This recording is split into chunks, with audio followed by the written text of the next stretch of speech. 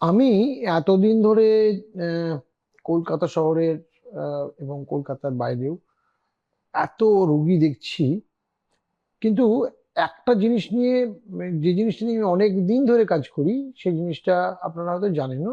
সেটা হচ্ছে লেজার। এবার আহ, আমি যখন লেজার ডেন্টিস্ট্রি শুরু করি 2006-07, তখন কিন্তু পূর্ব ভারতে মাত্র একটা বা দুটো মেশিন ছিল, এবং আমরা খুব একটা বেশি ট্রেন লোক ছিলামও না। আহ, তখন লেজার সম্পর্কে অ্যাওয়ারনেসও বেশি ছিল না। কিন্তু আহ, এতদিন বাদে, প্রায় 15-16 বছর বাদে বা আরেকটু বেশি সময় বাদে, যখন লোকে লেজার নিয়ে বিভিন্ন রকম কথা, ডেন্টিস্ট্রি সংক্রান্ত কথা বলেন, তখন আমি দেখি যে এখনো অনেক রকম ভুল ধারণা এবং অনেক রকম ধোঁয়াশা মানুষের মনে লেজারের ব্যবহার সম্পর্কে, ডেন্টিস্ট্রিদের স্পেশালি, রয়েছে। সেই জন্য আজকে ভাবলাম যে লেজার নিয়ে যা ধারণা এবং ভুল ধারণা আছে সেগুলো আপনাদের সঙ্গে একটু শেয়ার করি। ব্যাপারটা হলো, লেজার তো অনেক রকমের হয়, আপনারা হয়তো জানেন। কিন্তু লেজার নিয়ে যেটা বলার সেটা হচ্ছে, আমরা ডেন্টিস্ট্রিতে এবং মেডিকেল সায়েন্সেও কিছু সার্টেন অ্যামাউন্ট অফ পাওয়ারের লেজার, কিছু সার্টেন ওয়েভ লেন্থের লেজারই ব্যবহার করি। সমস্ত রকম লেজার কিন্তু আমাদের ডেন্টিস্ট্রি বা হেলথ সায়েন্সে ব্যবহার হয় না। লেজার সম্পর্কে জাস্ট দু একটা কথা আপনাদের বলি, যে লেজারটা কিন্তু মানে কোনো রকেট সায়েন্স নয়। লেজার এক ধরনের লাইট, যে লাইটটাতে, সাধারণ লাইট যেটা আমি আপনি সাধারণ চোখে লাইট দেখতে পাই, সেই লাইটের থেকে একটু স্পেসিফিক অন্য রকমের ক্যারেক্টারিস্টিক আছে। ওটার ওয়েভ লেন্থটা খুব ন্যারো ব্যান্ডের, আর ওটার পাওয়ার পাওয়ার অবভিয়াসলি নর্মাল লাইটের থেকে বেশি, কারণ এইটা নর্মাল লাইটের মতো স্ক্যাটারিং হয় না, একই জায়গায় চলে। এইবার খুবই সরল রৈখিক একটা জিনিস বলে, জিনিসটা একদম প্রিসিশন টেকনোলজি হিসেবে কাজ করে। এবার লেজার ডেন্টিস্ট্রি নিয়ে একটু স্পেসিফিক্যালি বললে বুঝতে পারবেন যে লেজার ডেন্টিস্ট্রি নিয়ে কেন আজকের এই আলোচনার অবতারণা করা। আমার কাছে, আমি যখন থেকে লেজার করছি, যেটা আপনাদের বললাম প্রায় 2006-07 সেরকম সময় থেকে, একটা কথা কিন্তু লেজার দিয়ে সবচেয়ে বেশি যে অনুরোধটা আসে, ডাক্তারবাবু আপনি কি লেজার দিয়ে দাঁত তোলেন? এই ডিসকাশনটা আগে বহুবার বিভিন্ন মিডিয়ায় করেছি, এখন আরেকবার করছি, যে লেজার দিয়ে কিন্তু দাঁত তোলা যায় না। কারণ দাঁত তোলা একটা মেকানিক্যাল প্রসেস। লেজার একটা লাইট, লেজারের লাইট দিয়ে আপনি বিভিন্ন রকম অন্যান্য কাজ করতে পারবেন। লেজারের লাইট দিয়ে কাটতে পারবেন, লেজারের লাইট দিয়ে ব্যাকটেরিয়াকে মারতে পারবেন, লেজারের লাইট দিয়ে জায়গাটাকে স্টেরিলাইজ করতে পারবেন, লেজারের লাইট দিয়ে ভাস্কুলার লিশন, মানে যার ভিতর প্রচুর রক্ত আছে, সেটা কাটলে হু হু করে রক্ত বেরোবে, সেটাকে ফ্রিজ করতে পারবেন। লেজার দিয়ে দাঁত তোলা যায় না। আপনাকে যদি কেউ এই কথা বলেন যে লেজার দিয়ে দাঁত তোলা যায়, সারা পৃথিবীতে আজ পর্যন্ত লেজার দিয়ে দাঁত তোলার কোনো টেকনোলজি কোনো রকম ওয়েভলেন্থে তৈরি হয়নি, এবং আগামীতেও তৈরি হবে বলে মনে হয় না। এটা হচ্ছে পয়েন্ট নাম্বার ওয়ান।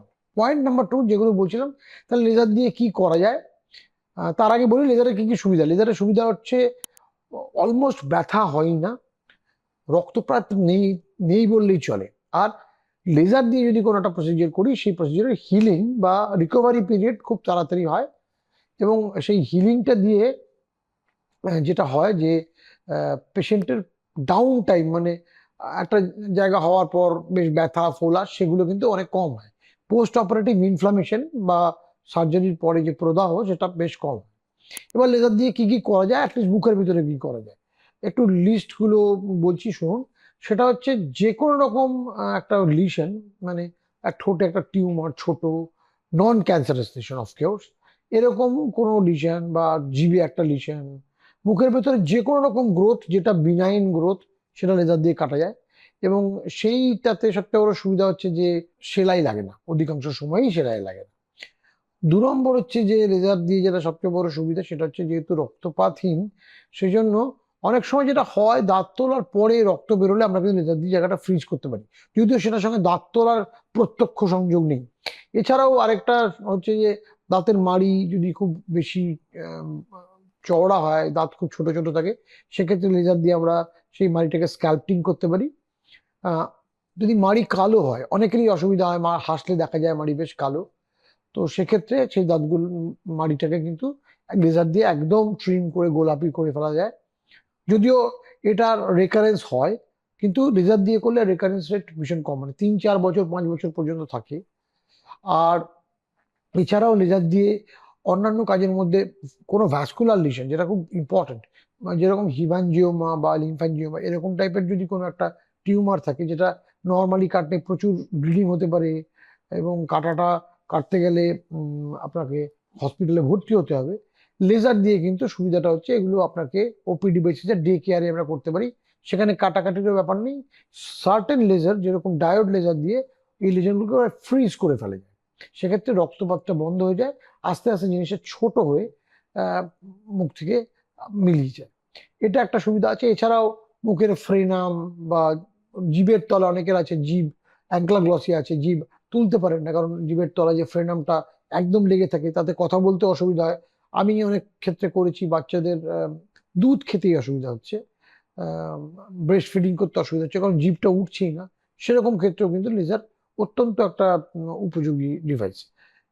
আর আর যেগুলো লেজার দিয়ে করা যায় তার মধ্যে একটা হচ্ছে যে মুখের আলসার, যদি অ্যাপথাস আলসার টাইপের খুব ব্যথা হচ্ছে বা হারপেটিক আলসার, সেক্ষেত্রে কিন্তু লেজার দিয়ে জায়গাটাকে অ্যাবলেট করলে এই আলসারগুলো ব্যথা ইমিডিয়েটলি কমে যায়।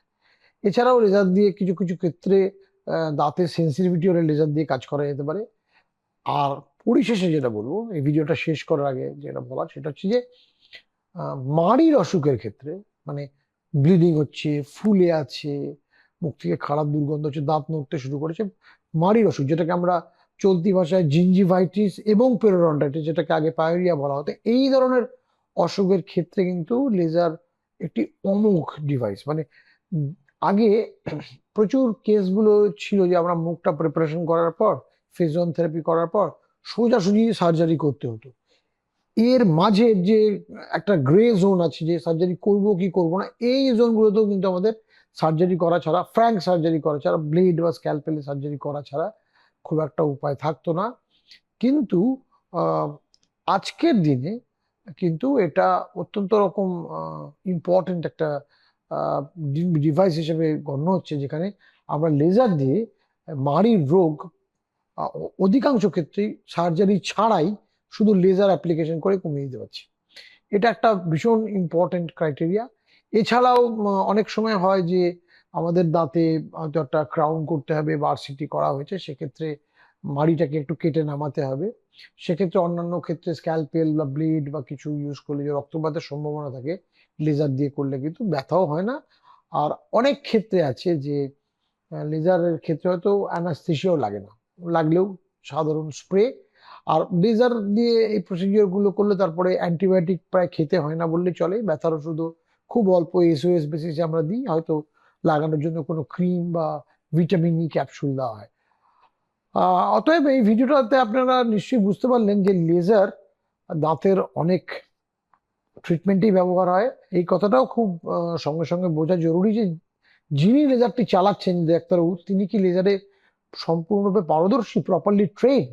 অতএব লেজার হয়তো অনেকেই যে কোনো ডিভাইস যে কেউ কিনতে পারে, কিন্তু মনে রাখবেন তিনি সেই ডিভাইসটায় ট্রেন্ড কিনা এটা দেখে নেওয়ার দায়িত্ব এবং কর্তব্য সম্পূর্ণই আপনাদের। আমাদের ইনস্টিটিউশনে লেজারের আলাদা স্পেশাল ক্লিনিক আছে অরুণটোড়াতে, এবং আমি বলছি না যে শুধু আমরাই করি, এছাড়াও বেশ কিছু লোক শহরে করেন, কিন্তু অবশ্যই দেখে নেবেন যে যেখানে আপনি লেজারটি করছেন সেই ডাক্তারবাবু বা সেই সেন্টার রেগুলার বেসিসে লেজার করে কিনা, এবং যে ডাক্তারবাবু করছেন তিনি সত্যি লেজারে ট্রেন্ড কিনা। আপনাদের যদি এই ভিডিওটা ভালো লাগে তাহলে কমেন্ট করতে পারেন, কমেন্ট বক্সে জানান। লেজার ডেন্টিস্ট সম্পর্কে আরো কিছু জানার থাকলে অবশ্যই আমরা উত্তর দেবো। আরো কোনো একটা ইন্টারেস্টিং টপিক নিয়ে ভবিষ্যতে নিশ্চয়ই আরো কোনো এপিসোড করবো, আপনাদের সাথে দেখা হবে। আজকের জন্য